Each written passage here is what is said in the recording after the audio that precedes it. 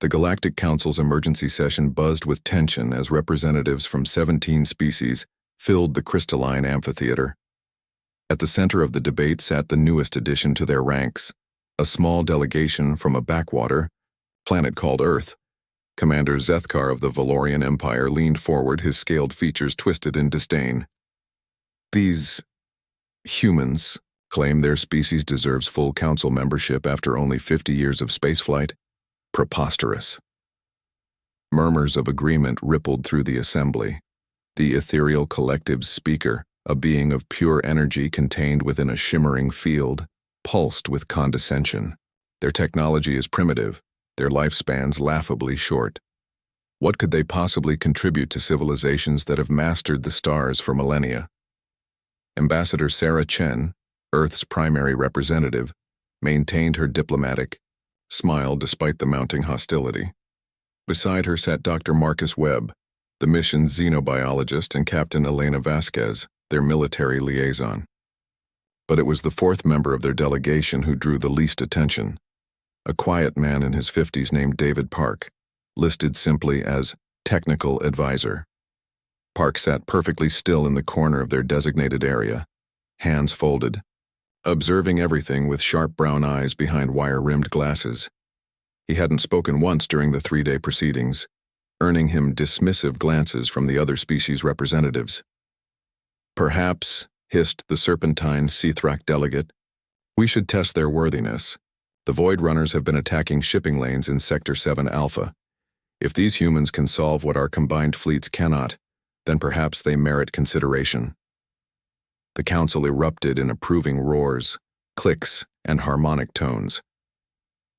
Ambassador, Chen's face paled. The Void Runners were an enigmatic threat that had eluded the galaxy's greatest military minds for decades. Pirates who struck from nowhere and vanished without a trace, leaving no wreckage, no clues, nothing. We accept, Chen said firmly, though her voice carried the weight of impossible odds. Commander Zethkar's laugh rumbled like grinding stone. Wonderful. You have one standard galactic week, fail, and Earth's application is permanently denied. 3 days later, the human delegation stood aboard the bridge of their modest exploration vessel, the Endeavor, staring at the tactical displays showing the latest Void Runner attack. 17 freighters had vanished in the past month alone.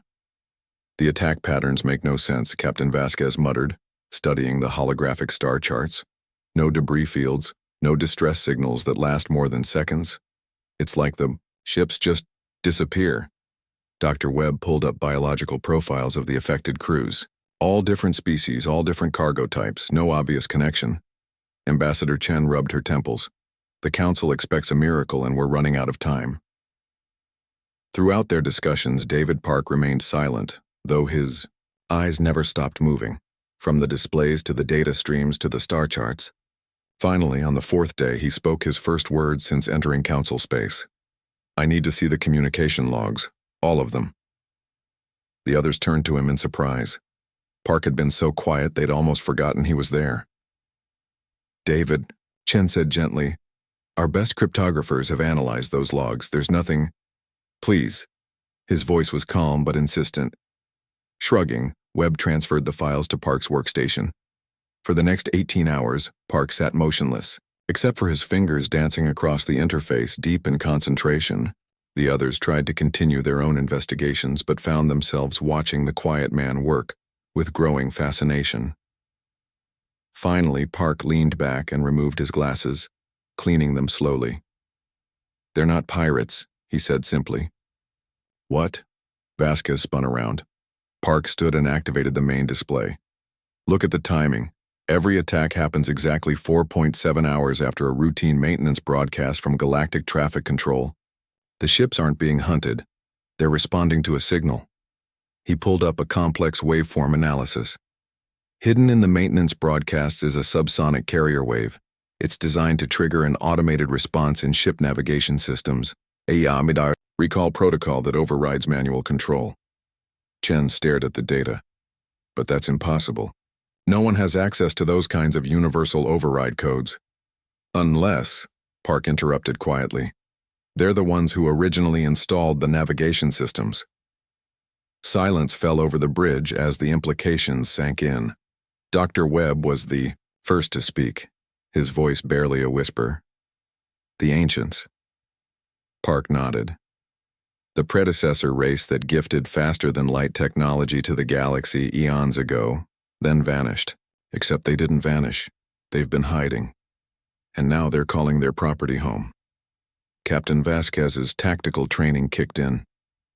If that's true, then every ship in Council space is vulnerable. The entire galactic fleet could be hijacked with a single broadcast. Not every ship, Park said, allowing himself a small smile. Human ships use our own navigation systems. We reverse-engineered FTL technology instead of accepting it as a gift. Our stubbornness saved us. When the human delegation returned to the Galactic Council with their findings, the chamber fell silent. Park, still quiet and unassuming, presented the evidence with methodical precision. The subsonic signals, the pattern analysis, the historical connection to the ancients, it all painted a terrifying picture of manipulation spanning millennia. "Impossible!" roared Commander Zethkar, but his scales had gone pale. The ethereal. Collective's speaker flickered with distress. Our entire civilization built on borrowed technology, controlled by entities we thought were gods. Ambassador Chen stepped forward. We've isolated the carrier wave frequency. With this knowledge, you can shield your ships, modify your systems. Humanity stands ready to share our independent navigation technology. The silence stretched until the Council's eldest member, a crystalline being whose species had witnessed the birth of stars, chimed softly. In 5,000 years of galactic civilization, none have seen what the quiet human in the corner observed in mere days. Commander Zethkar's earlier arrogance had crumbled entirely. Your application for full Council membership, it will be approved unanimously. As the human delegation prepared to leave, many representatives approached David Park, personally, eager to understand how he'd unraveled such an ancient mystery. But Park, true to his nature, simply adjusted his glasses and said, "Sometimes the most complex problems have simple solutions. You just have to be willing to look at what everyone else ignores." The quiet human in the corner had saved the galaxy, and barely anyone had noticed him do it.